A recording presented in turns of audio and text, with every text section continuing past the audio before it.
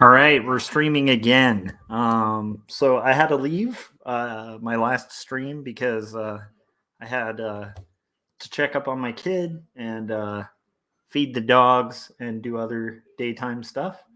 And now I'm going to basically be streaming while I finish this panel right here. And what I'm working on, I kind of forgot to do this at the top of the last one, and I try to do this at the top every time. So if you guys are returning from previous streams or anything like that, understand. I'm gonna kind of introduce myself for like new viewers or anybody who might be stumbling upon this.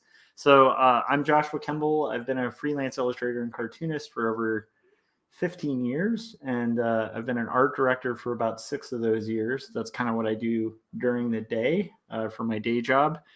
I'm a dad and a husband, and then when I'm not dadding, husbanding, art directing, or doing illustration and graphic design, I'm cartooning. And I do really weird, awesome indie books that are personal projects that are completely self-directed. And yeah, so anyhow, if you like these streams as I get into them, feel free to support them by first off pre-ordering Jacob's Apartment, which you can pre-order at pretty much any bookstore that carries books. It's distributed by Diamond, so you should be able to, in theory, go to like any comic shop and request that they stock and carry this book. This is a full-page, 136-page graphic novel that tells the story of this character, Jacob, who is sort of dealing with his family member who is sort of struggling, his family member who's ill, like his father's illness. And he's sort of trying to navigate it while also kind of losing his faith. And then his roommate, Sarah, who is reeling from a past relationship with an old professor who moved out of state. And so they're both kind of reeling, trying to find their identity. And as they each are also pursuing their dreams, for her, it's like editing books professionally, and for him, it's being a cartoonist. And as they're pursuing these dreams, they start finding interconnection, young love, and also having intertwined dreams, where dreams and reality kind of start weaving together. And it incorporates things like his stuffed animal that he had as a kid.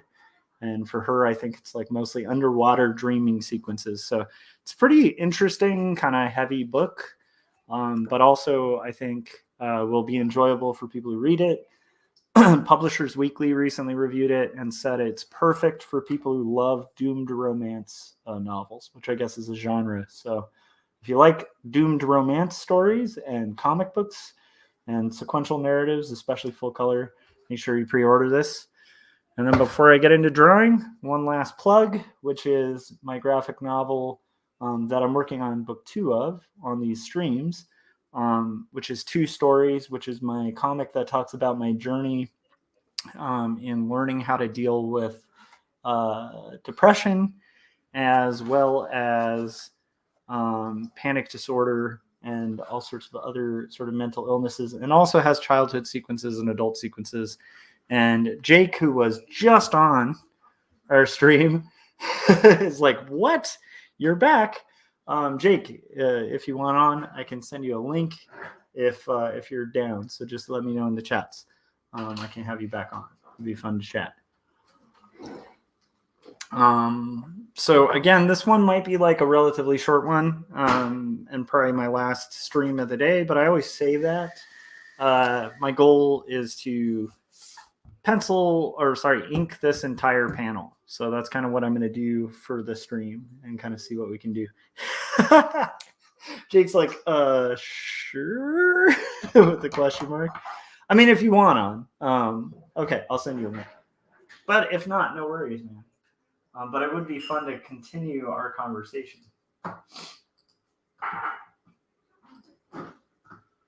So let's see here.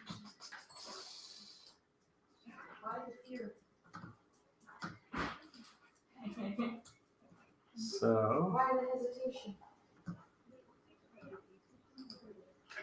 all right. So I sent you a link, Jake. Let me make sure I sent that correctly. Probably sent it to a different Jake. No, I'm just kidding.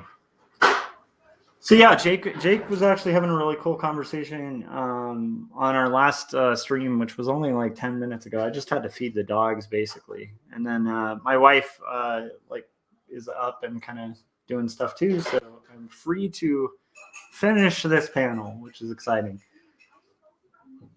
But anyhow, it'd be fun to continue that conversation because it was interesting. We were talking about. There's Jake. What was the conversation? Maybe Jake can recap our conversation.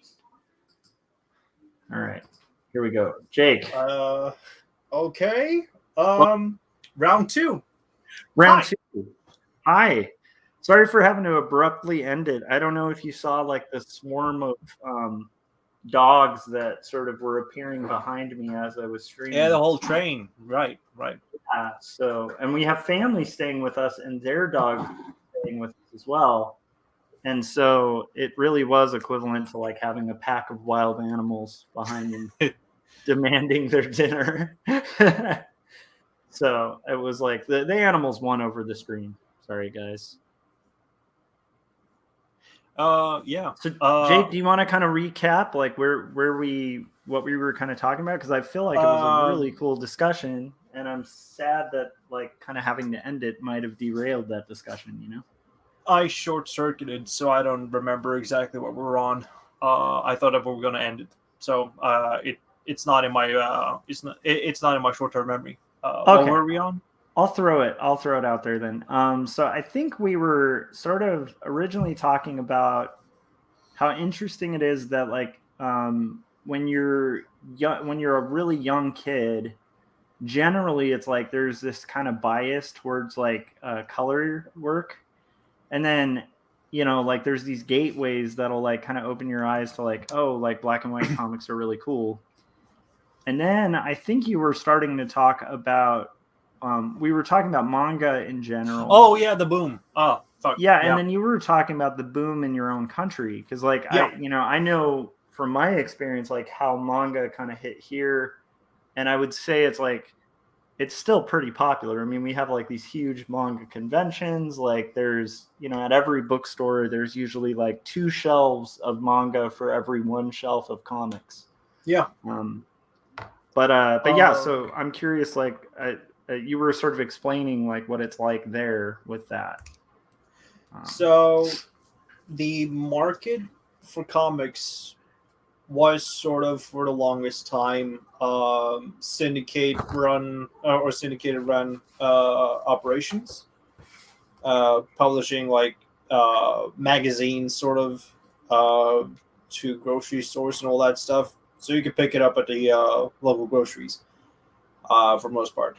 But like collected comics didn't take off until like the 2010s, I would say. Yeah, that's when the market shift started to like reflect on the evolution of the market across the sea and in other countries like in France and Germany. And when it came to the manga stuff. I think like the build up to that out of the gate sort of was sort of around 2003, 2004, because they started to with like the best selling comics, which were like collections of strip comics from different like local and international artists. Got it. They what started are the like local strips? Like if I were gonna check out like Sunday Comic Artist or something from like where you live, like who were like the rock stars that were local around there? That would have been Pondus. That's the best selling, at least, Norwegian comic strip. Like Pondas? Pondus. DUS. Okay, cool. Sorry, I'm always curious, and I actually haven't really taken advantage of the fact that like you probably know of a bunch of comics I've never heard of from your country that would be really cool to check out. Is it, Well, so I'd be interested. it's more like that comic is more like a family comedy sort of with the main character who is nicknamed Pondus. He's got like an everyday sort of like average salary two parent of two. It's got like he runs a bar. He was like in earlier days a bus driver who quit and then decided to open up a bar. Really into football and all that stuff. So he's a big football fan. So it really hits home like the what you could consider like the middle age group of grown ups. Got it. Yeah. So it's like more for like a kind of standard like middle class like family kind of thing, almost like a sitcom or something, right? Yeah. But if you want like another more international successful comic, that would be Nemi, Nemi, by Liz Mira. Nice. She's got like a lot of her comics translated, and it's about like this black metal chick. And awesome. These comics are more like the same kind of like thing. It follows the life of a 20-something and her shenanigans, like dating life and such. And awesome. It was really big, and the album releases on that thing is massive. It's like the larger print sizes of comics, sort of like French album releases. Oh, okay. So like that really large format. I love that. But back in the day, they ran Vertigo titles or like Vertigo comics in it. Yeah. So they translated like Fables and a bunch of other things into it, and yeah, that's how we got like the Vertigo stuff over here through that syndication. So you had like pieces of the beginnings of like One Piece. No, not One Piece, but Fables. But back as I was like saying with when it came to like these like books or like comics, because they're like staple floppies, they were shrink wrapped for like one period with manga to like promote the whole thing. So they bumped the price up a little bit, but you got a treat of either Dragon Ball or One Piece with that sale of Pondus. Oh, crazy. So that's was sort of like the start of the cross promotion of that. And kids got immediately hooked on it. It was sort of like the new talk after having been like first exposed to Pokemon, then Digimon, and then these other kind of like shows that ran on Cartoon Network, like Duel Masters and Yu-Gi-Oh and all that shit. All of these series was like more like toy commercials in a sense, although that people appreciated stories like myself though. Because I think like the start of it all was sort of like the precursor to that was that whole like toy market line with Pokemon and the games. I mean Pokemon, I think, and maybe I'm wrong here, but from what I have read and understand of it, because my son started getting into it. I think my generation, I'm a little too old to have like caught the Pokemon craze. But I think it was the people who made Magic the Gathering were like Wizards of the Coast, yeah, I think they were just like, hey, this Magic the Gathering thing is good, but like, wouldn't it be great if we had something like that had similar gameplay and collectability and marketing, but could be like all ages? Because they felt like, Magic the Gathering was like kind of limited in like the market. And so Pokemon kind of arose from that. So yeah, you're right in saying, much like a lot of things, like G.I. Joe started like that too, where it's just like it's a market. It's a marketing thing first, and then the story kind of comes second. That's sort of like franchising, the 80s franchising, when the toy laws or like when the laws of like commercializing with products and shows and all that stuff started being lifted in the Reagan era. Yeah, But for sure. the interesting like spin on it from the Japanese was that it applied media mixing or like media mix, which is just multiverse, like multi-franchising the whole thing. Like, Yeah.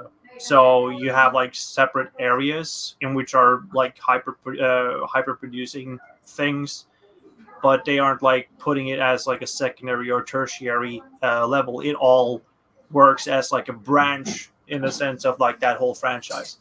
Yeah, for sure. They sort of took a little bit of the model of like what like Marvel and DC were doing, but Mm-hmm. just sort of expanded it to like this media machine. Like It yeah, for was like sure. it was cemented like really early on Yeah. with Astro Boy in the 60s, like in Yeah. 63, 64.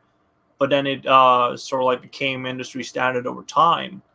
And with that media mix being localized and imported to other Mhm. countries, it really made like a splash, and then created a lot of soft power. And then the other like shows began like licensing and being like picked up left and right. You had like Beyblade, Mhm. Digimon, etc. The titles that I dropped earlier. Yeah. But the manga boom, to me, stands out a little bit because it sort of like rides on that wave, Yeah. but it also tries to lean in towards a reading base of like that of that crowd that was raised up on Japanese imported cartoons, and sort of like continuing onwards, like experiencing these things along with a breadth of American cartoons, because it was like golden years there too, like between Yeah. 2000 2005, with like a lot of bangers. Yeah, like Danny Phantom, Fairy Odd Parents, Kim Possible, to mention a few. Mhm. SpongeBob, like the good seasons I will became like say, man, available. yeah, SpongeBob, like, you know, when my son was a little older, we watched a bunch of reruns of SpongeBob, and I was like, that show is excellent. Like, still, and some of the animation and humor in it still holds up. Yeah. I'm just saying, yeah. And so, oh yeah, I'm like, can't forget Recess. That was a good show. Mm-hmm. Lloyd in Space. A lot of these really good shows, but not very talked of. Like I remember like the Hall Monitor show. I remember the title of it, and Kids Next Door, Codename Kids Next Door. Mm-hmm. A lot of good shows from that period. Mm-hmm. Mixed in with like the whole like Japanese angle of it. So and Witch, of course, that was a huge hit here in Norway. Holy shit! Yeah. Uh, Witch was sold, I think it's floppies, yeah. Uh, and it was like leaning into like women, but it Yeah. had like that French manga to it, and that was Yeah. like interesting to me. Like I knew it wasn't from Japan, but at the same time, it was like wholly different to that experience of comics.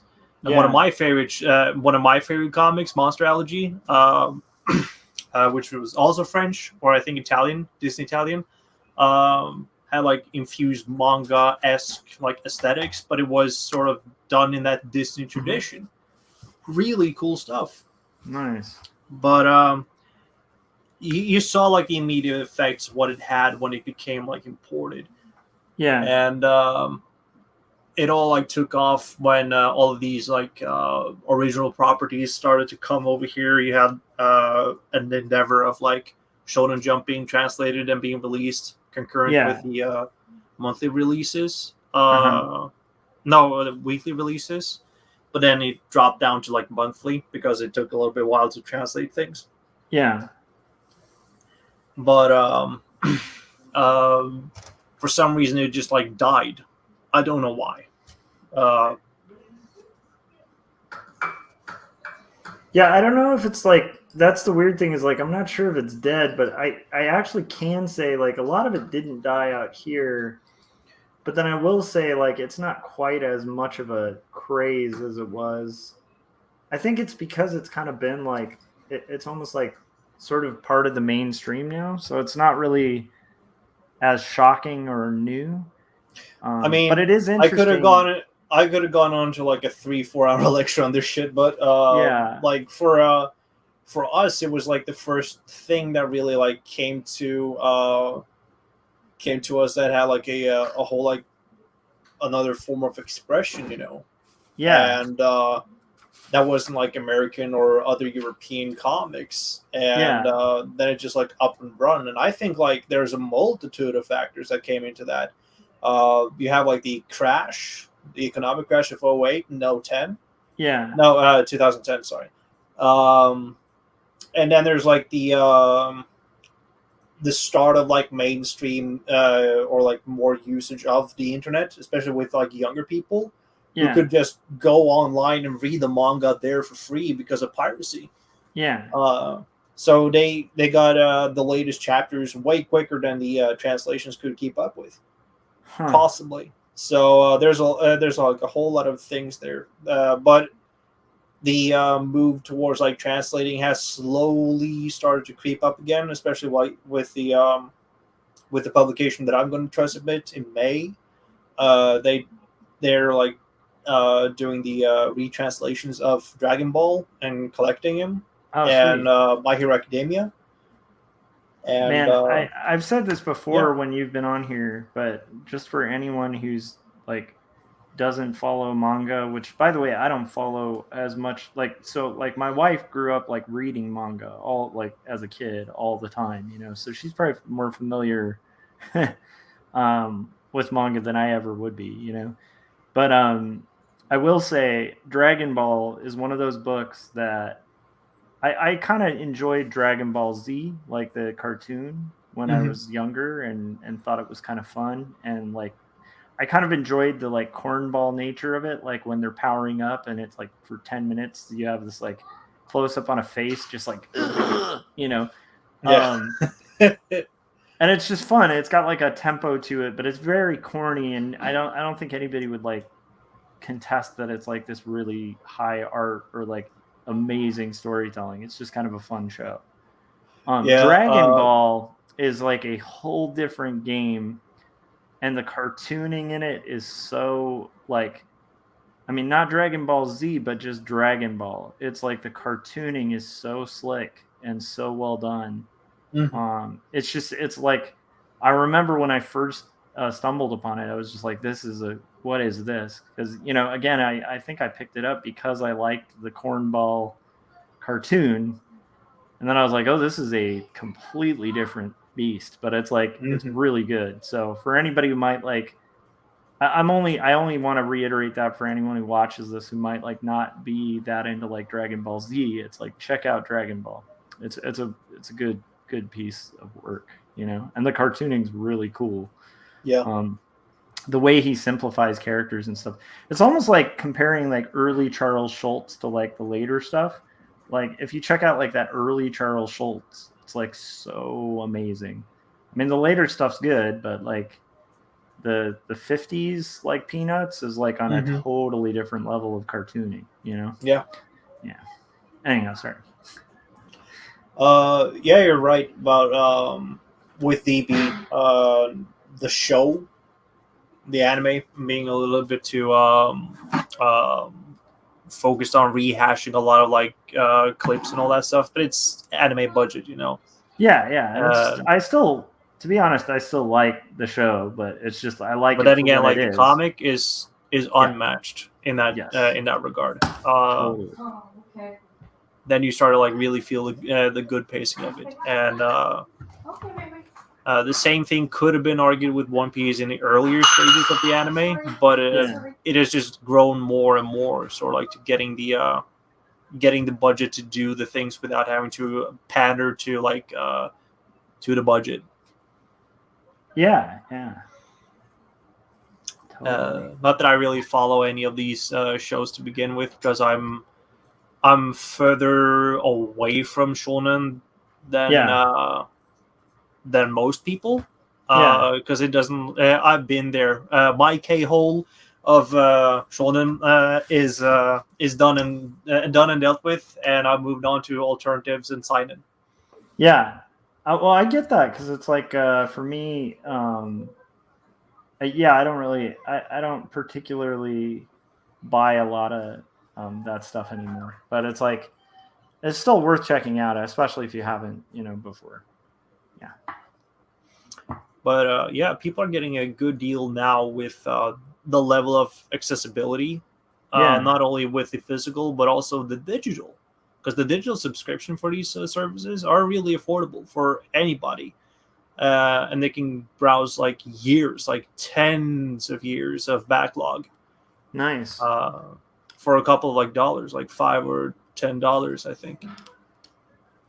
Yeah, I always admired, like, and I think we might have talked about this before, but it's like I always admired the model of supporting cartoonists that seems to be in place, with a lot of these bigger manga studios, like where it's like you kind of have like your phone book size, pretty much anthology that comes out like once, I think, a month, and it kind of syndicates and serializes like stories, and then the more popular. That's that pack of wolves right there. They got opinions. What's up? They got opinions. Yeah, they're like chiming in on their thoughts on manga. But, Heavily opinionated. yeah. Yeah. But I'm yeah, not gonna- like, yeah, I mean, oh my gosh. Okay. I might have to mute myself for like 2 seconds. People dying. But yeah, the working in manga is not a good paid position, because it depends on the studios and on the which magazines you work for. So you got to be hustling a lot, like run multiple series possibly. One of my favorite mangakas of recent, Shuzo Oshimi, he had like 3 series running at the same time, consecutively, and to work that much, and sporadically with like 3 different things, you got to be a taskmaster in a sense, multitask master, and yeah. But if you're going for like highly competitive areas, like the weekly Shonen Jump, where they release weekly, which is even more of an insane like thing to like go down with, there got to be better pay in that, I think, rather than monthly or bi-monthly. Oh yeah. Unless you're selling like really well, like make an explosion, like you're god level, like Miura or others. Yeah, I mean the pay is notoriously terrible, as are the hours, right? The working conditions. I mean, like, if you think that like U.S. comic artists have it bad doing like a 24 pager, a month, and which we barely do anymore. It's usually like bi-monthly nowadays. Yeah. But compare that to like that crazy schedule of, what is it, like 12 pages a week or something? Yeah, about 19 to 24. Yeah, I mean that's insane. So, but I don't think the way they necessarily treat the artists is a great model. But I do think the idea of having this collected thing that comes out every month that kind of allows people some sort of income as they're working on these broader stories. Yeah. And sort of letting the market then dictate like what is going to rise to the top and get made as a full manga or like a series, like that is really cool. And I've always found that really neat, and kind of wish there was like an equivalent in indie comics,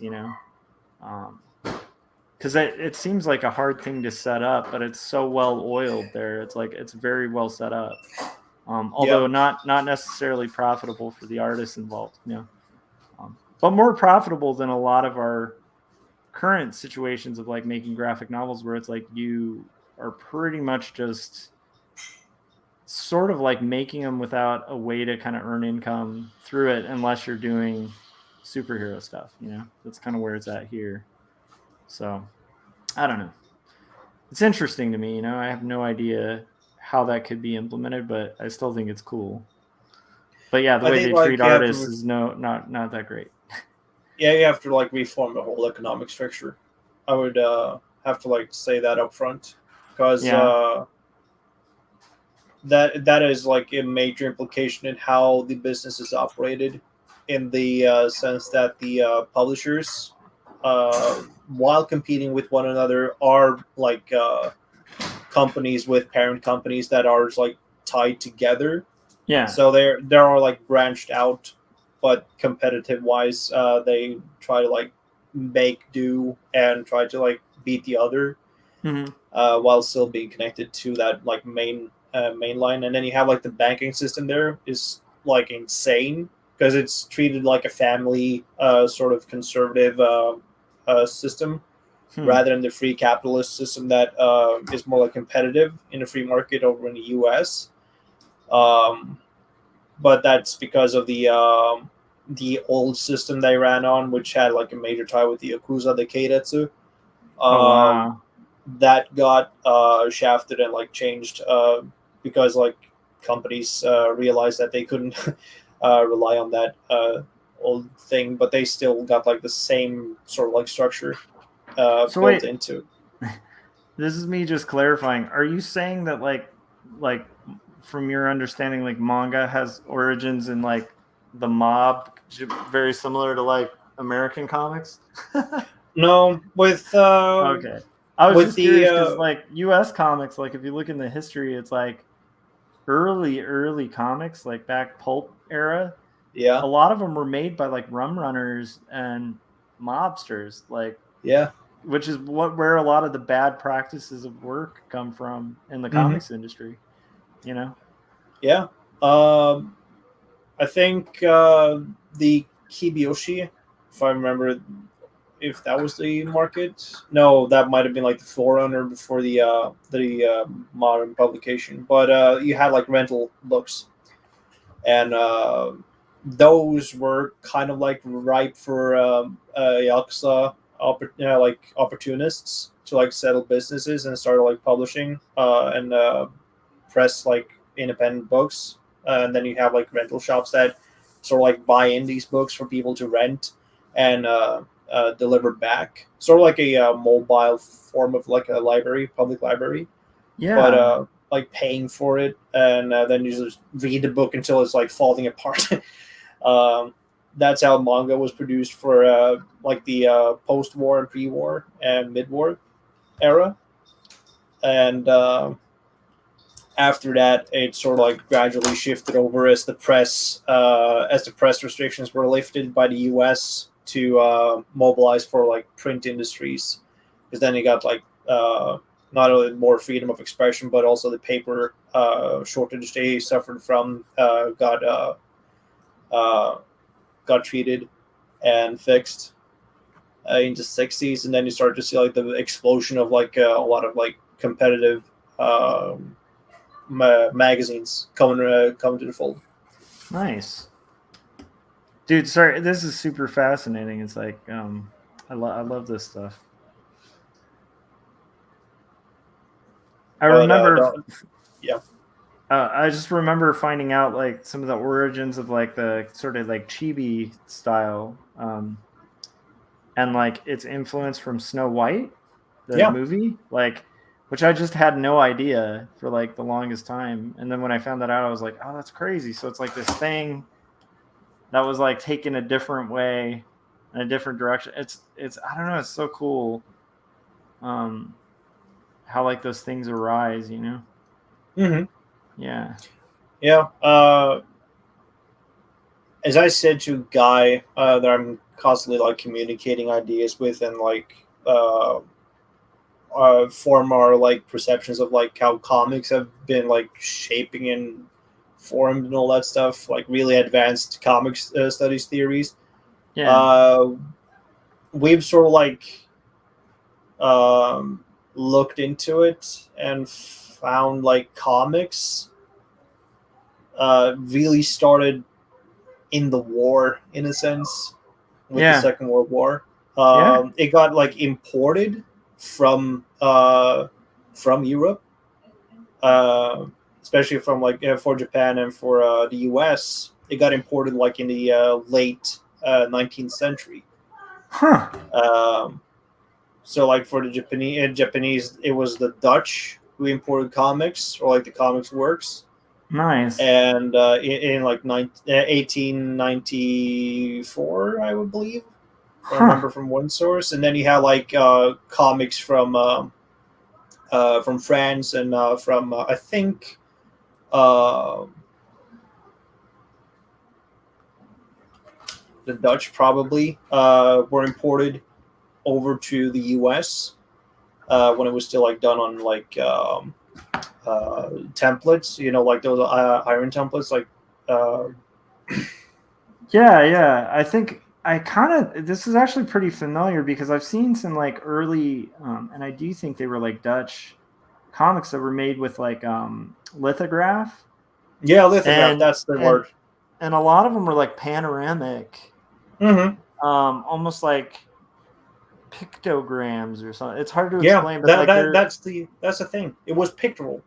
Yeah, it was very, like iconic or sequential, but pictorial. Like what is it called? The Yellow Kid, Hogs Alley, I think. Yeah, like rubber. Yeah. Gasoline Alley kind of. Gasoline Alley came after that. It took like inspiration, and it started like in 24, 28, I think. And sort of like been ran ever since with multiple like creators on that thing. Yeah. But, by the way, anyone wanting to look into like old comic stuff, like some of my favorite stuff is that like early Walton Skeezix. Yeah. By like Frank King. It's just like, it's also heartbreaking when you realize it's like the whole thing's like him making up for the fact that he like lost his son. Like it's like him having this like relationship with a son he never got to have a relationship with, and that's why he was like so obsessed with that comic strip. It's really weird, but it's also like super amazing and worth checking out for people out there. But yeah, it really started like out with pictorial for the US, and then was like the not Gustave Doré. There were a couple of like people, Rudolf Teffel, the original like creator, you might say, like the father of comics. The works there got translated because they were like one panel comics, but you would call them pictorials. Yeah. Back when. And same thing happened with like in Japan, and then they started to like do import. I think they imported those Australian books at the time too, comics made in Australia over to Japan with the Dutch, and so they started like doing. I think if you look up Rakuten, he did. He was the first guy to like do modern manga, like comedy, yonkoma, for panel strips. Yeah. So it starts like with import, and then it like explodes when the war, and it really begins when the war comes around. Yeah. It's oh man, and then you have like all like the big names like Stan Lee and Osamu Tezuka and all that stuff, all war people, Eisner. Yep. Jack Kirby. Yeah, Kirby for sure. Yeah, it's crazy too because there's a huge impact on U.S. literature from there too. I think J.D. Salinger was in the war. Yeah. There's like just a huge slew of like, yeah. I mean, that was like, I don't know. I think a lot of people view that as like a weird era of creative boom. I think we lost Jake, so hopefully he'll be back. There he is. I will throw him on again. Yeah, I think we lost your connection. Sorry, I accidentally closed. I was gonna Google something. No worries, man. I've had that happen, and it's worse when you're doing that and you're actually running the stream. I've definitely had that happen. Yeah, I was just saying it's pretty awesome. Like there was like a sort of weird artistic boom around that time. I also like that like some of the seedier stuff that like early comics were really outlaw. Like like Oh yeah, didn't give two shits. yeah, I mean they get like seedy as hell. Like if you look at some of those early comics, but they're kind of fun and interesting because it's like there's no rules. That like to me some of the most fun comics to look at are like before somebody arbitrarily decided there were like rules to the thing. Because some of those early cartoonists were doing stuff like people forgot about for like years. You know, they're like, "Oh, you can do that." It's like, yeah, that was done like 100 years ago. You know, like I think the pretty word is regulated. Yeah. So some of those, especially if you're into like horror comics and stuff, like there's horror comics from back then that are like they would make any horror comic today look like tame. You know. Mm-hmm. But yeah. Yeah. Before the whole Vernon bullshit, really. Although it took a lot. It took a lot of that. like. What? Oh, go ahead. I was going to recommend the book. Damn it! You go. It took a lot of note from the pulp era. That much can be credited for how violent some of these comics were. Yeah, and I think there's a really good book on that I think you've read, Jake, but it's like I found it like just super cool, called The 10-Cent Plague, and it kind of covers a lot of that early era of like outlaw comics and how the Comics Code Authority came to be and stuff. But it's very U.S. centric, history of comics, but it definitely covers very well like that period, you know. I don't have any bias against comics history, as long as it's written good, at least. Oh yeah, and this book is super entertaining, and like one of my favorite parts that it covers is like all the congressional hearings against comics, which I just, like in anytime there are like comics getting banned, it kind of reminds me of that, because it's like, yeah, that's pretty part and parcel of the history of comics. Like comics have been getting banned for a very long period of time. Yeah. It's sort of like odd to think that what Roger Sabin wrote in his like history, like short history snapshot, comics, and graphic novels, a history of comic art, was that he wrote that first half of the 20th century, comics in the U.S. was sort of like the third rail for travelers of railroad. Because like a lot of the entertainment that was sold on the newsstand when people were taking trains was comics next to the newspaper. And that's sort of like that sort of like put me like the picture in me like that there was like a vast consumer base being brought up in a very burgeoning time for that medium.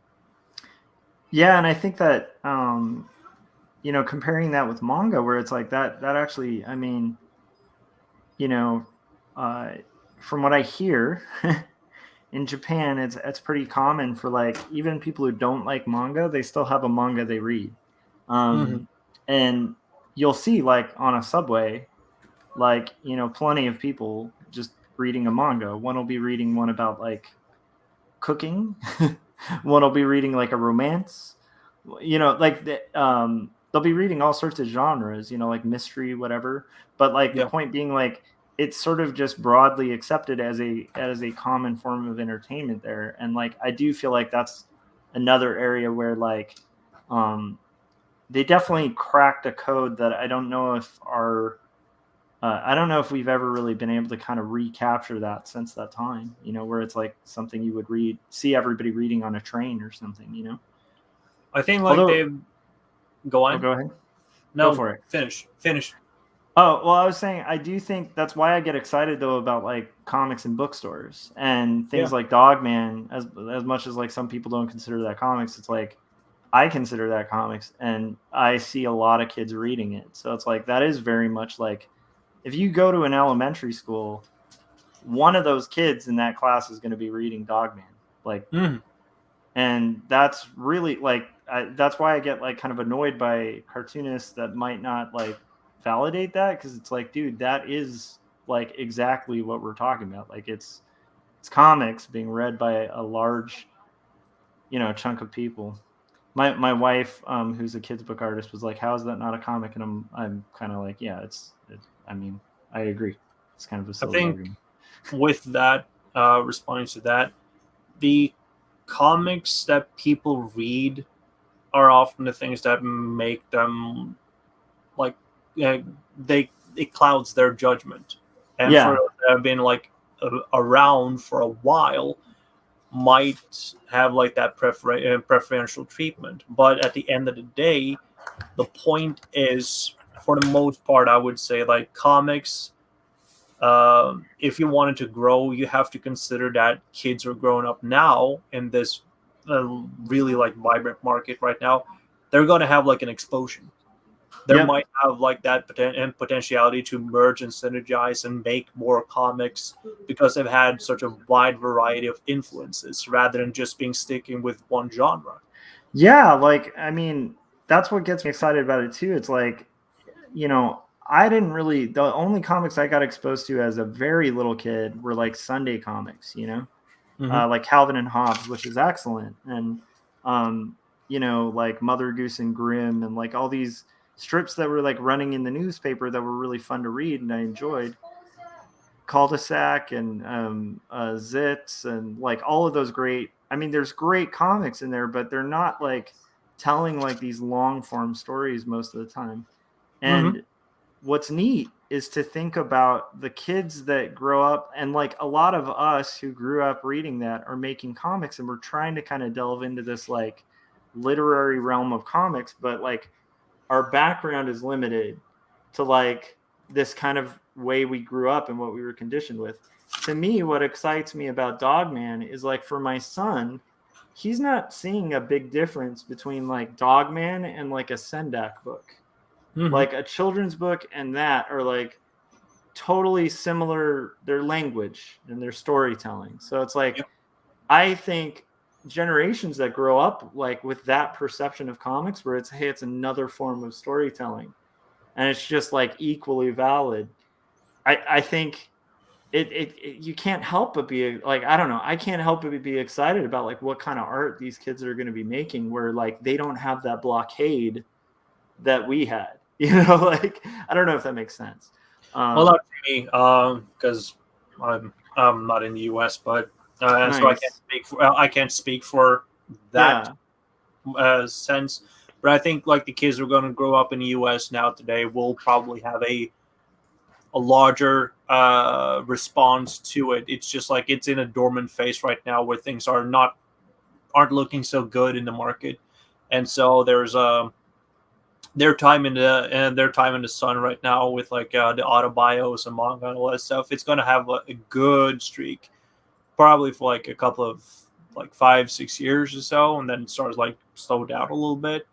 But I think like when kids are starting to like create their own works when they're going like into teenage years and all that, they start to find their footing, and there's new forms of expression coming about that we have yet to see because they have been training themselves intuitively to understand the visual lexicon, the yeah, instructions of the grids, and learning pacing differently rather than just like one form or like in a one into one sort of like structure because they yeah, have like alternatives that they could like go into, um, and they got choice really in how like they want to express themselves rather than feeling like they're gonna have to like being shackled by this one way of expressing themselves. yeah, totally. Yeah, and I think like in a weird way, maybe it'll just get to the point where it's like you're just making books, Mm-hmm. and a comic book is just a different book. It's just a book. I mean, I don't know, like it's, yeah, it's exciting to me, but I also don't like, I don't know. I do look at the market and it's like I think sometimes people are looking for everybody to like be um making sales numbers like Todd McFarlane's Spawn, like at basically the peak of like a pump and dump scheme. you know and Yeah. it's like, but if I look at it, it's like, um I mean, again, like I hate to bring up Dogman or Telgemeier, but like I think a lot of people who want to be critical of the industry just ignore these like insane anomalies where it's like Dogman probably puts to shame any Spawn issue in sales. Same with like Raina Telgemeier's Smile or Drama or whatever, and it's like, and there's a bunch of other stuff too, like Amulet and Bone and like, and it's not just limited to like kids books either. Like there's such a variety of like literary graphic novels that are coming out. And I mean, of course, there are like different trends and like kind of increases and stuff. But for me, you know, at least in my memory, I haven't seen a better time. The only thing that I would say is sucking about the time we're in right now is the fact that we're in a pandemic. So like nobody is going to stores physically. And I'm sure that's going to have an impact on a lot of the stores. But as for like work that's coming out and books that are coming out, like I haven't seen, I don't know if I guess it's weird because it's like maybe people just forget how crappy comics were a lot, like at least mainstream comics, how bad they were in the very early 2000s. Like there was like this like bad period for comics, and at that time there was like a little peak with like you had like Blankets come out, and like I think Jimmy Corrigan, The Smartest Kid on Earth, came out. So it's like you had these like 2003. Yeah, you had these like brilliant works coming out, but the like the mainstream was just like in a gutter. And like and a lot of that was like the fallout of like the speculation boom in like the late 90s. So it's like we're in a really good era where it's like I'm so shocked to go to like a comic shop, and like because of my memory of the early 2000s, when I look at like the comic shop and like I look at what Image is putting out, it's a good example. It looks like an indie shop. Like it looks like I've just gone into like the underground bookstore, you know. It's like there's so much variety in what's being offered. I don't know. To me, it's really exciting. It's kind of what I hope for. But then again, I might be biased because I'm not like personally connected or invested in like an idea that I was like embedded with as a kid, you know, or something. I don't know.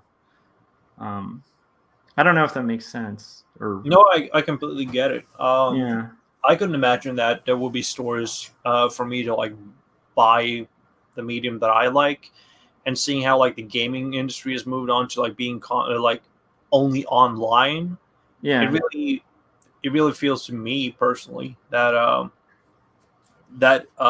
being in like a physical store, that presence means something, because like we only had like GameStop selling games yeah, here, so that was like a bad experience altogether, you know, with customer service and all that shit, and the orders and pre-orders and like selling your copy of a used game for a really really low price. yeah. Or But buying a used copy that they hadn't vetted and didn't work.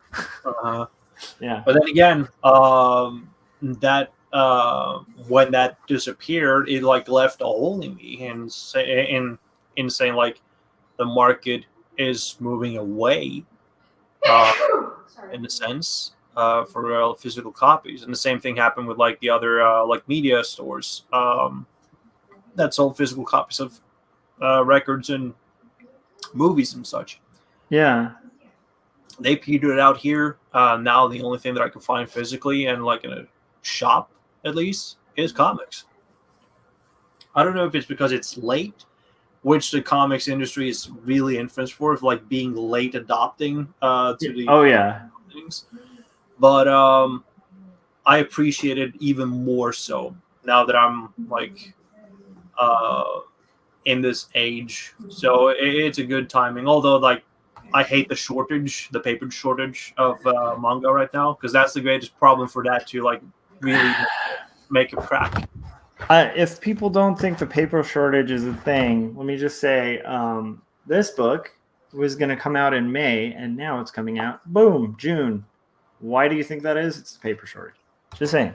So paper shortage is having an impact on publishers and indies, and And it's weird because it's part of a supply shortage. It's not like we've run out of trees, which is like what some people think.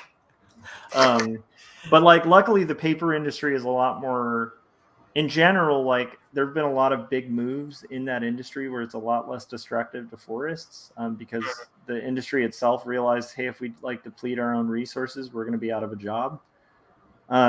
So a lot of it has to do with just like general supply chain shortages that are affecting everything. Yeah.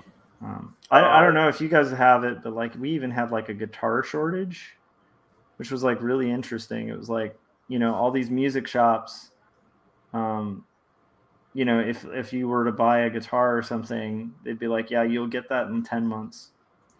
Not really.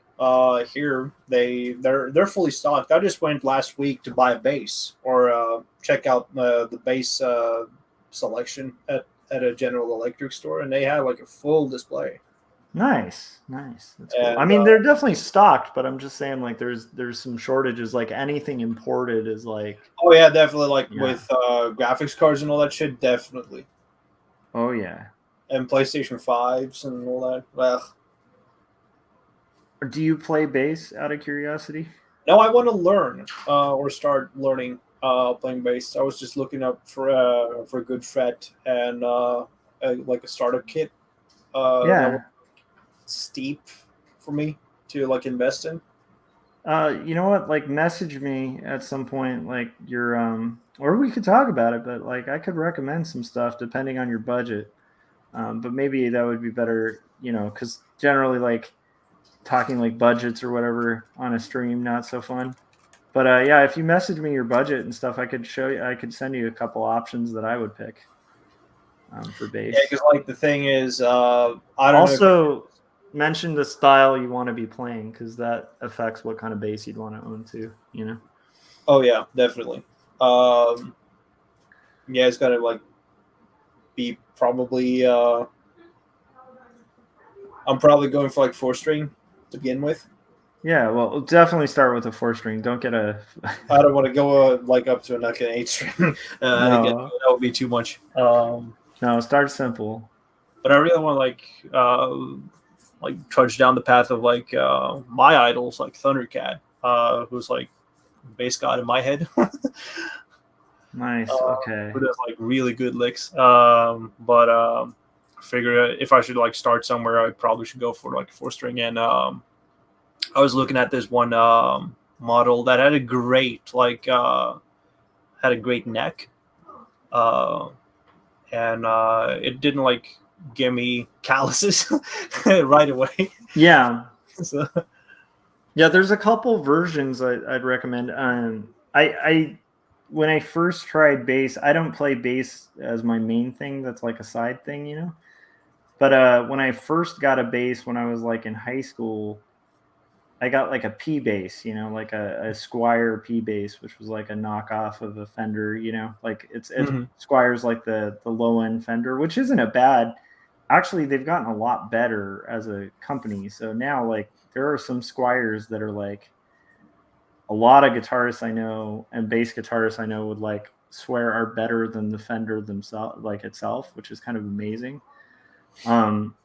But nowadays, I think had I had the bass I have now, which is a Stingray, it's like so much better.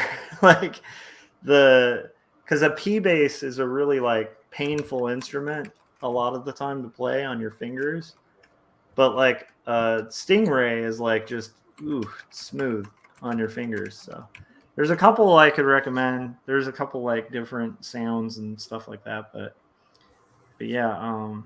Yeah, I'm considering like probably 250, 350 range. Okay.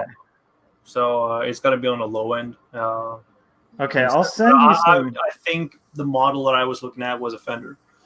Oh, nice. Okay, yeah. I mean, yeah, Fender or Squire is not bad. If you do Squire, they have a forgetting what it's called. It's like Vintera or something. It's like they have like a vintage line that is like some of the best instruments they've ever made that came out recently. So And then I think they actually have some really crazy, awesome, like 60th or 40th. No, it's 40th anniversary models that came out where they're actually doing like, yeah. So anyhow, I'll send you some stuff. Sure. I'll bombard you with. I like looking at instruments. I gotta buy like cables, and I gotta buy a like a practice amp too. Yeah. Yeah, an amp and maybe a couple like alt amps to fidget with the sound. Because there is a couple of like modules that I eyed on at a different store. I'm gonna like Nice. toss in there. But the guy that was recommending me that one specific Fender model, he told me that it is generally it's the most like best received like model they had in store, because like the beginners often like tire out their hand by playing like in the upper end of the fret, with like that neck width of that low area of the fret. Yep.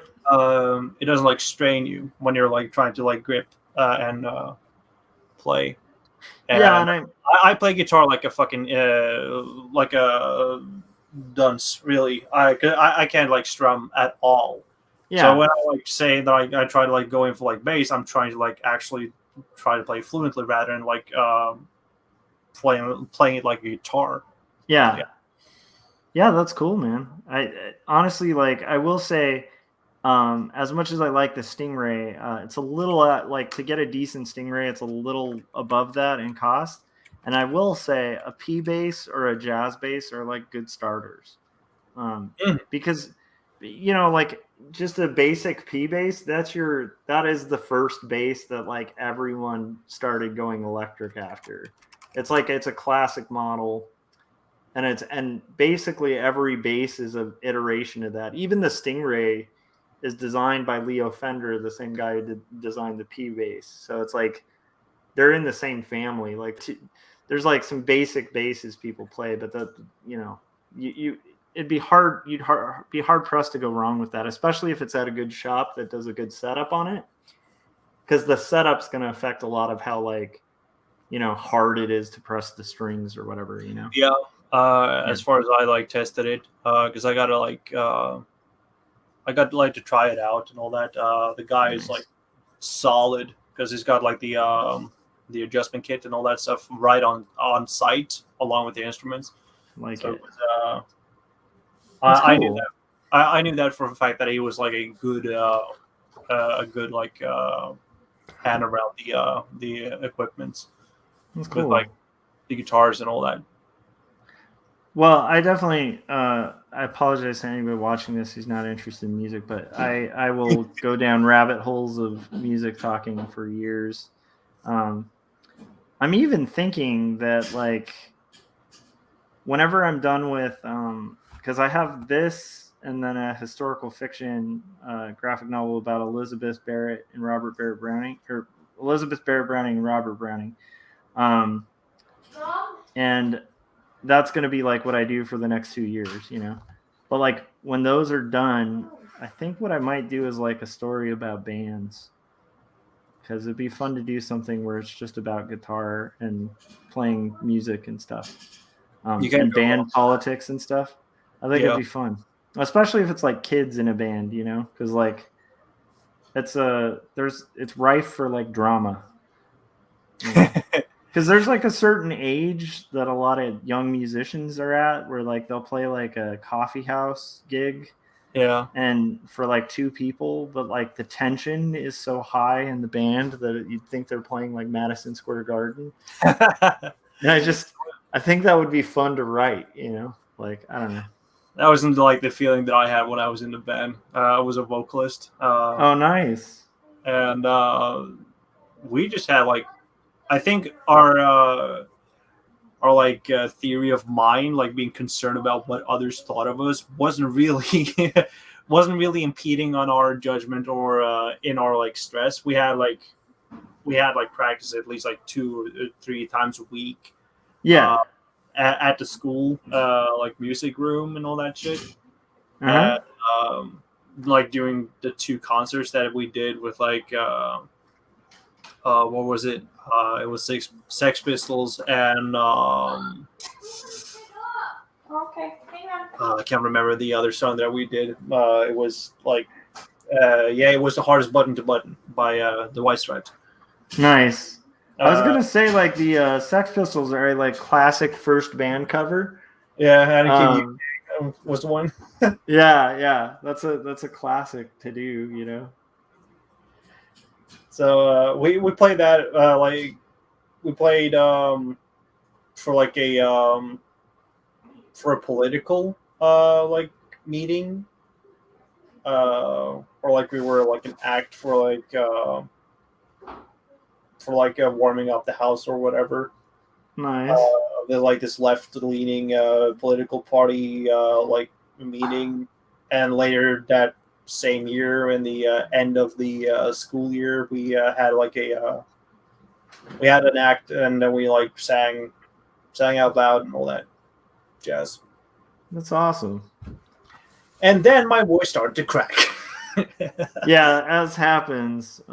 Especially if you're doing the like screamy stuff, because like I did vocals, and played guitar in like multiple bands, and then like finally did like vocals only for a band for a while, and it was a lot of screaming.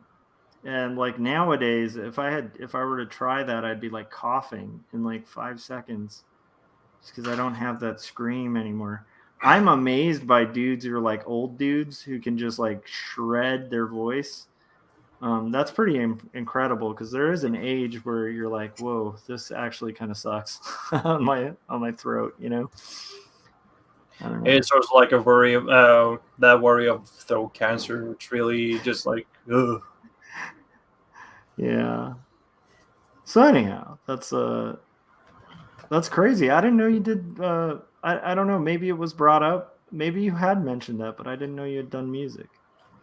Yeah, I did music a lot when I was in not high, but middle school. Nice. And when I began high, I sort of like retired all the way from there because of puberty. And then my voice started like fuck me over, and I lost all confidence in my octaves. So no more music there. But I found other outlets like do that in a sense. So yeah, I mean, art is definitely like an outlet. It's funny too, because I meet a lot of musicians that want to be cartoonists, and then I meet a lot of cartoonists that want to be rock star musicians. It's kind of funny how that works. yeah, I think because maybe we're all convinced that the other person's having more fun. not really, because it's at the end of it, it's just like it's that like curse, like you're led to believe that it's easy to do and fun, and then suddenly you got like that whole learning curve shit that you forgot that you were in when you were starting out with that other thing, which you like put far behind. Then you're like, ooh, that might be cool, and then suddenly you start to realize it's all shit. And then then that like uphill climb is just the most terrifying and like terrible experience, especially when you're like older, and then you realize you're at the same fucking trap you were 15 years ago. Oh yeah, I mean, yeah, it's interesting too, because I mean, I am sure, dude, that like playing shows and stuff is a lot of fun, but I do know some people who like tour and that's their thing. That's what they do. And that's a hard lifestyle to maintain at a certain point, because I mean, just being on the road all the time is like, just sleeping in different places every weekend. Yeah, it's got to get pretty old. Gerard Way, when he was in My Chemical Romance, he was doing his comic, My Umbrella Academy, while being on tour. I think his story is so unique and interesting, and I'm not an MCR fan, which I will say quietly, because my sister-in-law who lives with us is like a diehard MCR fan. But I do like Gerard Way's comics a lot, and one of the things I think is so cool about his story is just like what a weird kind of unique journey that guy has, where he's like made it in mainstream comics, and then he's like, I think I'm gonna like do something else, like maybe just be a rock star for a little bit. Mm-hmm. And like then becomes a rock star and is like, I'm kind of tired of being a rock star, so I think I'm just gonna do comics for a little bit. It's like, who can pick like two industries that are like the hardest industries in the world to crack and make it in both? It's pretty incredible, Yeah. Yeah. Joe Domowski as well. Yeah. He did movies and all that shit, and when he was done with that, he did theater, had a good streak on that, and then he did comics on top of that with the Inkall and the Meta Barons and all that. Oof. Like that guy must not sleep, because he's like on that grind all the time, and it doesn't matter which medium, he just like puts itself out. Yeah, there are some people who are just like I guess like Renaissance men beyond Renaissance men, like even Chris Ware annoys the hell out of me, because I watched a documentary on him a couple years back. Him and Robert Crumb, actually, because R. Crumb plays banjo really well. And then like Chris Ware is like an incredible ragtime pianist, which is like one of the hardest ways of playing piano. But he can just rock ragtime on a piano, and I'm like, you shouldn't be able to do that. I feel like people should just have one thing they're good at, and that's it. No. I disagree wholeheartedly. People should invest themselves in being proper on one thing, but also have like a secret side to them that they like really excel at without even realizing that they're really good at it. I would agree with you, actually, but jokingly, I want to say you should only be able to be good at one thing. But yeah, no, I do agree, because like thinking about it, like I'm not really good at guitar, but I really enjoy it. And I will say, like, having played music and composed music, even if I did it mediocre, it has fed my other creative parts of me. Like it helps me learn structure and dedication and focus and improvisation. There's a lot like that. The nice thing about like multiple talents, I guess, is even if they're like again, I'm no like R. Crumb's like legit outside of like, you could hear his music and be like, this is a professional musician, Same with Ware, like he's legit. I'm not there with music, but my point is like it does help. Having more creative pursuits does feed your other creative pursuits, and I think make you stronger. So I would agree with you, but still, jokingly, I would say you shouldn't be better at more than one. It's like in the US, you got like that whole it's not a proverb, but like would it be a proverb? The whole like jack of all trades, master of none. I don't think that's a proverb, but it's definitely a saying. Yeah, saying, yeah. Or yeah, and it's good. But here, it's called 1,000 artists. Nice. 1,000 artists. Explain that. So it's like an artist that can like delve into whatever, but also show particular like excellence in the work. So it's sort of like they're like mastering different areas. So sort of like for comics creators, they're mastering like typography, the rendering and construction and writing at the same time. So there you have like multiple talents that you're fostering, but and also like storyboarding and all that. So you have like different talents that you can apply for, and say that you got some degree in that or know-how, and that's like 1,000 artists. Although that you don't like have mastered like 1,000 things, you can still be like, yeah, I know plenty of shit. Yeah, I like that, actually. I do think like with art, like it bums me out sometimes if I meet like a cartoonist who hasn't kind of like read anything but comics. or like isn't a fan of things other than comics or comic related things. Because it's like, I do think, I don't know, as a writer or an artist, it's like you definitely have to like pull influence from other things than just comic books, you know? Yeah. Or else Because I feel like, derivative. yeah, I mean, I feel like if all I'm reading are like superhero comics, then if I do like an indie comic, it's just going to be like a really bad kit bash of like a bunch of superhero comics I've read, you know? I don't know if that makes sense. No, you're bang on the money on that, because that's sort of like my fears personally, that I'm running out of like things to explore and feed into my influence bank, or like not an influence bank, but more like a thinking of. But I got like a very high abstract way of like thinking these things, though. Mm-hmm. So when I see too much of the same thing, I can point out and aptly call it derivative, or too leaning onto a thing that has already been established, and that sort of doesn't emotionally or intellectually stimulate me, and so I run away from that. Yeah, Because I can tell that the creator is sort of limiting themselves in what like interest of areas they got interested in.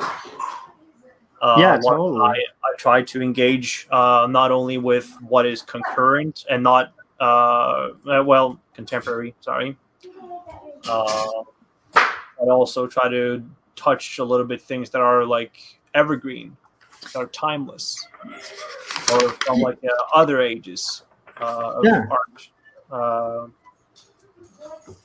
Yeah, and I mean, just even Understanding the what. fact that you were mentioning having a book of philosophy that's like a misprint, you know, it's like, and then the fact that it was difficult to read shows the fact that you were actually trying to read it out of sequence, you know.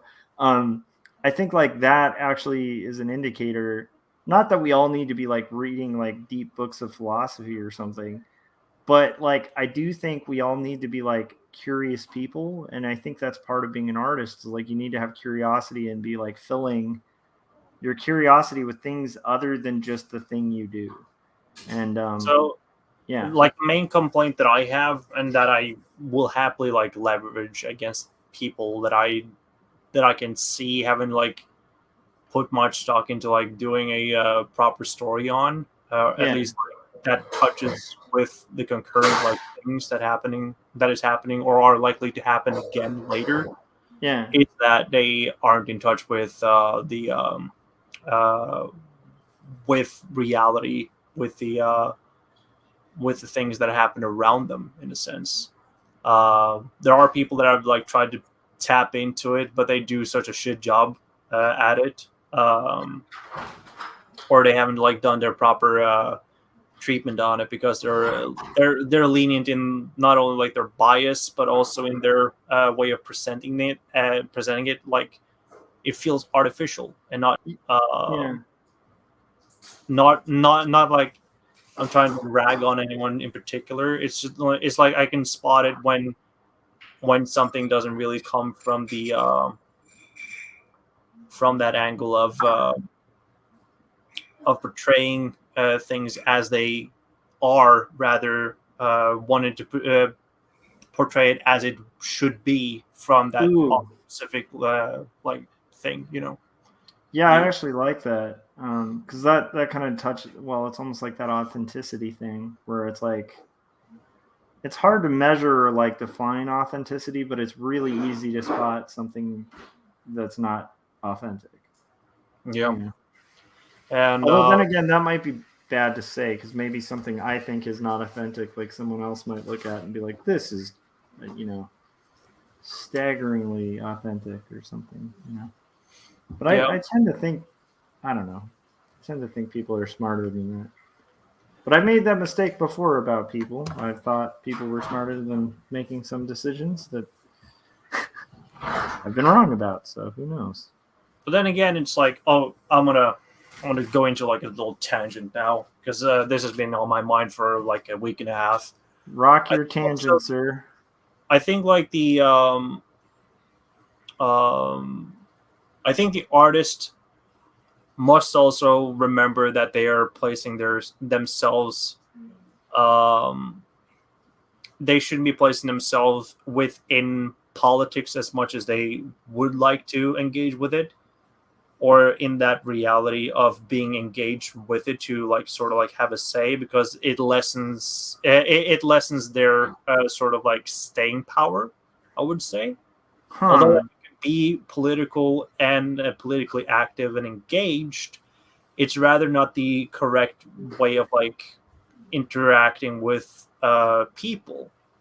In that, if you're looking at it from like this whole perspective of how culture is like downstream from technology and politics is downstream from culture, the artist should be focusing on being above politics so that it can pick and choose the things that are in the politics and So bring it question. over to the culture.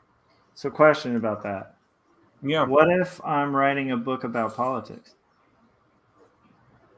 Well, aren't you Like putting meaning like let's say I'm like doing deep dive into like I don't know, the biography of Martin Luther King or something. Am I supposed to stay out of politics when I'm doing that?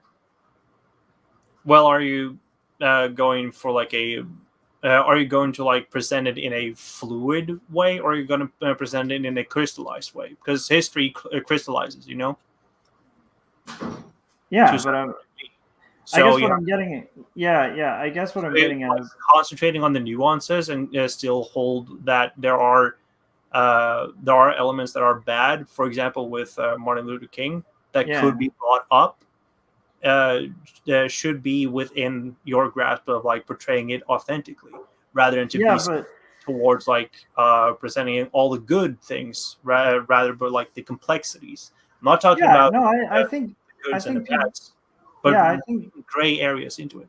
yeah, I think people should definitely bring in gray areas. And like I think like especially if you're telling history or whatever, obviously you want to try to honor something as much as you can, like and be as close to like a proper representation as you can, understanding that like if you are telling a story, you're going to tell it with a point of view, right? Um, my point is like I guess like I don't really think I've ever read a comic that's not political. And I've read really bland comics that say nothing political, but I think even those are kind of like political in themselves. So it's to me it's Sure, hard. politics exists in the work, Yeah. but the narrative is not controlled or confined with that politic in mind, because it has to adhere to like the structure of themes and the things that it want to focus on in messaging. But if the messaging is strictly political, wouldn't it be propaganda?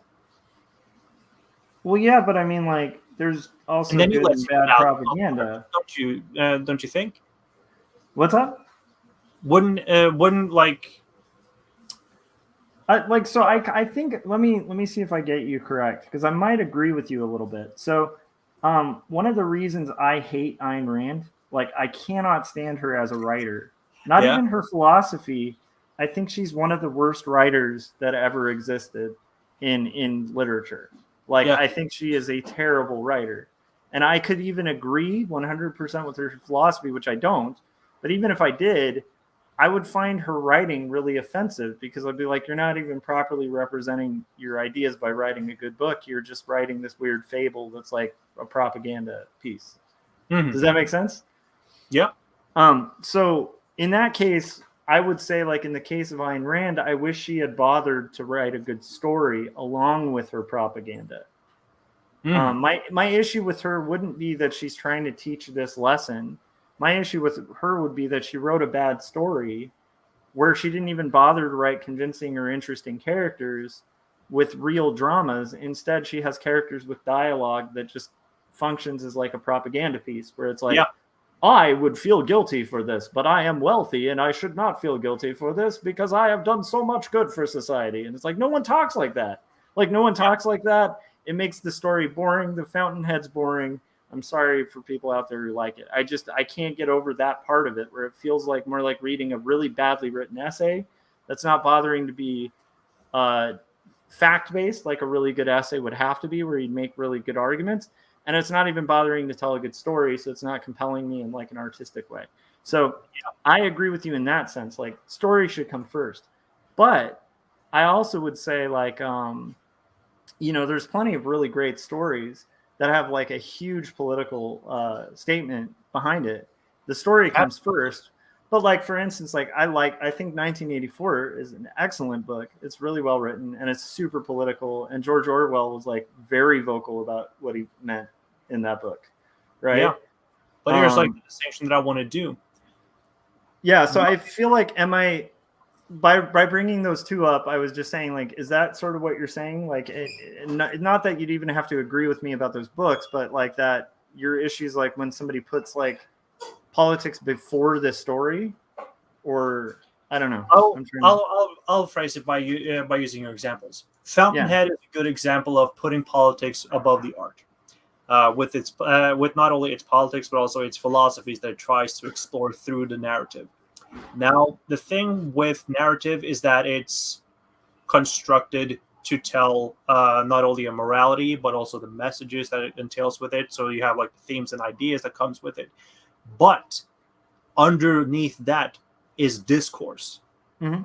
If you read Seymour, what's his name again? There is this book that is called Narrative and Discourse by Seymour Hoffman, I think. Okay. He discusses that, like, for an art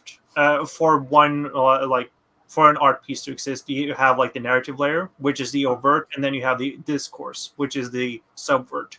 Yeah. And the overt layer, you're like fed in that information of the art, that being the characters, the plot, the narrative, the structures there, and so on. Yeah. But underneath runs the discourse, where the themes and ideas are really like shined upon, where people are meant to like not deconstruct, but decode out of the thing that is encoded above in the narrative. Got it.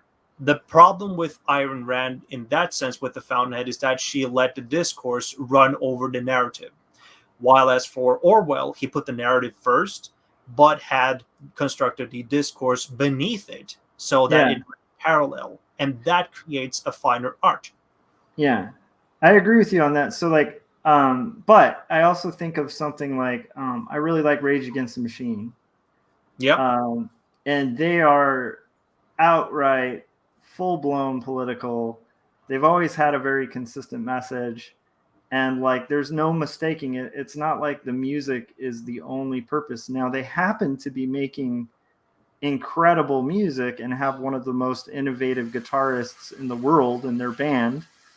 But at the same time, like if anybody heard that and thought that band wasn't trying to be political, that wouldn't be like them just enjoying the music. That would be them completely ignoring the purpose of that band and what the band is very clearly spelling out.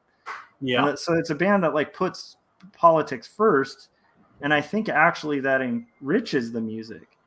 So it's hard for me to say, like, I think if you're gonna go that route like in a way like where like the Sex Pistols went that route, you know, where if you're gonna be political and you're gonna be like very straight up, or like the Clash, you know, if you're gonna be political, make good art first and foremost. I think that would be the biggest thing, is like if you're making crappy art and just trying to hide it behind politics, dude, you know, like just do politics, don't do art.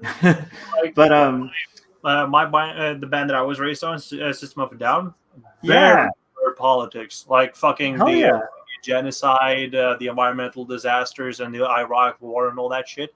Hell yeah! All of these the environmental issues. All these things were there, but I was enriched by it because I was informed. I wasn't forced upon these messages. Yeah.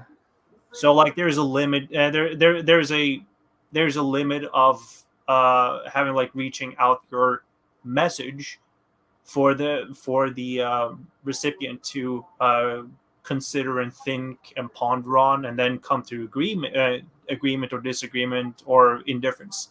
Yeah. But I'm also of like personally, I'm not gonna like throw in like any media theory or whatever onto people. Yeah. I'm of the personal belief that there is a threshold. It's just like the gradients of it is not clear until it's like rationally like considered by everybody that it's sort of that it leans too much into propaganda over being like a great piece of cultural relevancy towards Yeah, and it's hard, but like I also feel like it's a good thing to be aware of, because I think the other thing is being intentional about it. So Yeah. like one of the things that the Turner Diaries. Yeah, and well, I mean, the Turner Diaries would be definitely not something I would recommend anyone read, but Definitely but yeah, not.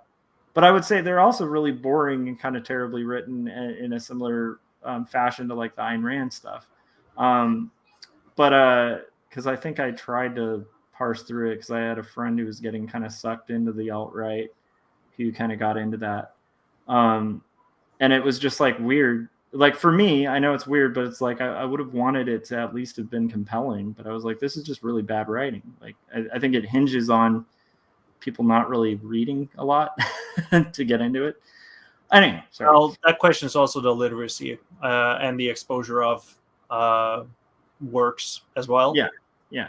So it's also on the audience of being not only not have like just like the literacy level to like distinguish it being bad, but also that they have been exposed enough to see what works are considered being good and what are considered being bad, and then they come to their own terms of what is good and bad. That's taste, you know. Yeah, I agree. I guess I thought it was interesting that like to me, you know, like when I think about like a band like Rage Against the Machine or something, it's like they very much like made their whole branding just be like, okay, here it is, perfectly spelled out. We are socialists. Like, I mean, I'm just saying that's what the band was. They were like, we're socialists. We're going to put like stars on our stuff. We're going to brand ourselves like socialists. We're going to look like propaganda, and we're going to sing propaganda. And we're going to sing propaganda for what we think people should be doing. And that's what we're making, and that's what we're doing. And I think there is a place for that. And so like when that band does that, and then people refuse to even like enjoy the music but ignore the politics, they're actually not really following the art for what it's being clearly intended, like very spelled out to be. Whereas I think in the other end, if you're sort of saying, hey, this is entertainment and stuff like that, and then it's like a book that like where every other word a person is saying is like a propaganda piece, and it's not really being outright about it enough to where it has to defend the propaganda that it's putting out, then I think like that's where it becomes, I don't know. For me, I think that's where I draw the line. Like, I think if something's well written, I think it could be from any viewpoint and have any politics in it and be compelling, especially if it's writing interesting characters. Like, I think if you write a good enough story, you can get somebody to empathize with somebody with a viewpoint that you may not even come near to. But I think if you write a poorly written story, I think that's where the issue is, not the politics. I think it's the story writing. And I will say, I've recently read a lot of comics by people who supposedly are saying they hate politics and comics. They're like crappily written comics. And I'm like, if you're going to critique bad writing in comics and come at the mainstream because you think their writing is divisive and political, then write some good comics. Like, just write good comics in response, you know? Or even better, you can beat them in their own game, but you got to have the technique to do it. Yeah. And even better, you got to construct it in a way that you could learn from their mistakes and not commit it the same way too. Yeah. That's exactly. Like the upsmanship of doing these kind of stories. And if you want to have like a diversified comics market, you got to give in and actually do the legwork of doing research to these things so that you could apply it to your own craft.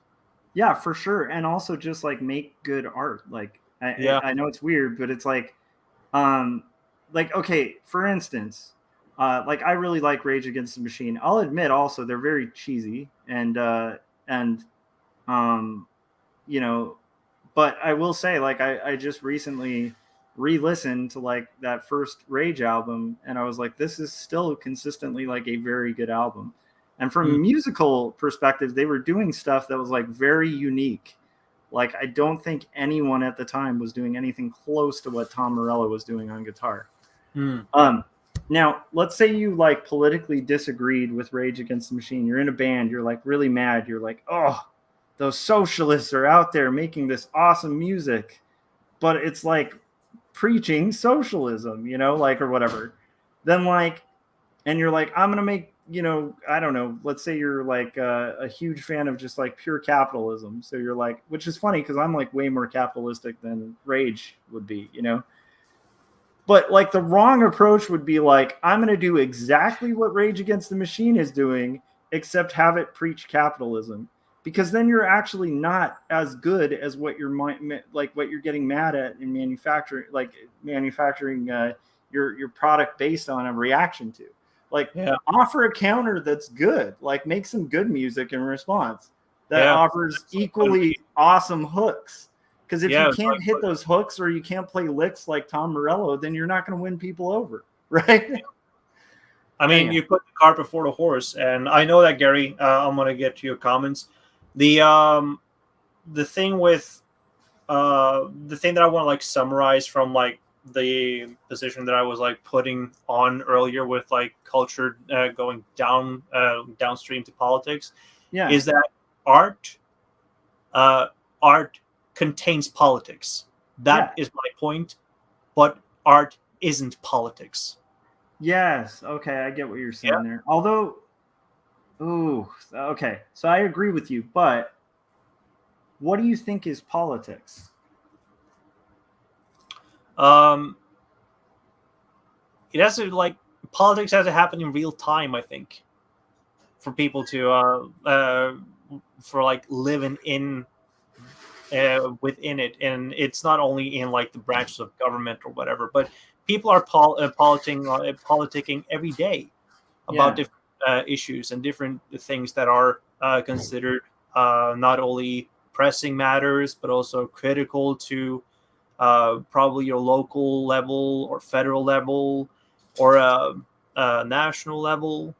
It's all of these things that there are like everyday conflicts for betterment of the situations of the people within either one certain area or at a international scale. And these like levels of things only happen when you have when it's in talk. Only it's not like now. It's you have like political history, and then you have political science and all of that. So it's in touch with a lot of these issues that we face, but have also faced in the past, which will be brought on to the children tomorrow as well, and they will politic to the end of time. But for art, it's also servicing a purpose of snapshotting a lot of the political conflicts that are happening around us, and then like looking back with Rage Against the Machines and with Ministry, with a System of a Down. It is. The Clash and their like album about the Sandinistas. I mean, and you know, it captures like the zeitgeist or like the tinges of that politics that were back then, just like Marty Robbins with gun ballads, you know. Yeah, or like Woody Guthrie with like This Machine Kills Fascists. Yeah. Like Marty Robbins was singing about Big Iron. That was like overtly like commenting on communism. Yeah, for sure. Through like metaphor, as like a Western ballad or like a saga about this like, outlaw who is Texas Red. You see the commie thing. Yeah, totally. It's like symbolism, but it's not a living thing, but only carries or it transports and conduits some form of politics that was experienced there and then selectively. is also the area that you can expand upon and broach and enrich yourself in different kinds of politics that are very hard to grapple with, as Gary pulled up here. That I do think there is a great value in political themes as they help articulate positions, but can all to be it support or oppose. It makes complicated and abstract concepts easier to grapple with. That is true. And art can do that by putting a scenario, like they could play a scenario, like in a comic that there is like a, what is it called that, there's like this machine allegory in communist thinking that I forget about. I think it's a paper machine that could really like being exemplified visually instead of word, because words limit our comprehension and like imagination. But if you put it like pictures, you start to like easily conceptualize what the horrible thing is. Yeah, and I think I get what you're saying. I think I roughly understand what you're saying. To me, just my own stance on it is like, I think if you're a political person, like there's different personalities. Like I follow politics a lot more than a lot of my friends. And I literally will casually, just for fun, put on like a political debate or a philosophical debate, like just casually while I'm drawing. Like if I weren't streaming right now, I'd probably be listening to a debate. I don't know why that is. That's just in my personality. Like I really enjoy that stuff. So if I wrote a comic that didn't mention politics at all, and keep in mind, I have written two comics that don't mention politics, but I'm working on one and it's going to mention politics, not like heavily. It's not preaching anything from like a huge standpoint, but I've also thought about like doing books that are like direct political commentary of what's happening now. And or there's guys like that I know in cartooning. The one that instantly comes to mind that's like super politically active would be somebody like Ted Rall, who's like his whole cartooning career is like he's a cartoonist journalist. So he's literally doing political journalism through cartooning. Or now I'm going to blank out on his name. Joe Sacco, right? Joe Sacco, yeah, who's doing very political Palestine. Stuff. Yeah, but I mean, he's literally traveling. He's doing journalism like through comics, and so Guy Delis, he also did that with I think North Korea and for sure some other like Southern Asian countries. Yeah, so I definitely don't want to say like politics shouldn't be in comics or that they shouldn't influence the comics, because there's sometimes where you might actually go out there and literally be making a political work. But I agree in the sense of I think there's a lot of hackneyed stuff that kind of buries its sails under political leanings, and to me, I would feel like a hack, and I think anyone out there should feel like a hack if the only reason your work is selling is because somebody voted for somebody you voted for. Like if that's the reason that your work is selling, that's kind of lame. And that goes like any way, you know, your work should be selling because it's good. And like, hopefully, I mean, maybe it's like-minded people who like your stuff, but if you find that people are only buying your stuff because you maybe put on the cover, like, hey, I elected Dwight D. Eisenhower or something like, I mean, like that's a very specific president. I was trying to think of something that's not super contentious and long ago enough. But if that were on the cover of my book and then like, or it's like, hey, I hate people who voted for Dwight D. Eisenhower, and that's the cover, then like, I feel like that's a weak sauce way to sell a book. Like, I think you should be selling the book by its merits, you know? But at the same time, like if you're a political person, and you're an artist, like as an artist, you're a storyteller. So if you're politically angry about something and that's going to be your like punk rock like fuel to like make comics, I don't see why comics are any different than music. Like why punk rock's great. Like not everything's punk rock. Like pop music isn't punk rock. And if somebody wants to listen to like a boy band, like not get political, and then check out your boy band. But if you want to dip into punk rock, expect politics. You know? Yeah, it's like very, very like very DIY and very like broad strokes of politic flavors. Yeah, Gary. I love it. Argentinian comics are definitely political. You have Snowpiercer, which is getting like its TV show now. That's And an excellent comic too. Ethernauts, which is like the most celebrated Argentinian comics, if I remember. That is like that rides on like that Cold War thing, although it's not like explicit Cold War because that inverse is really crazy.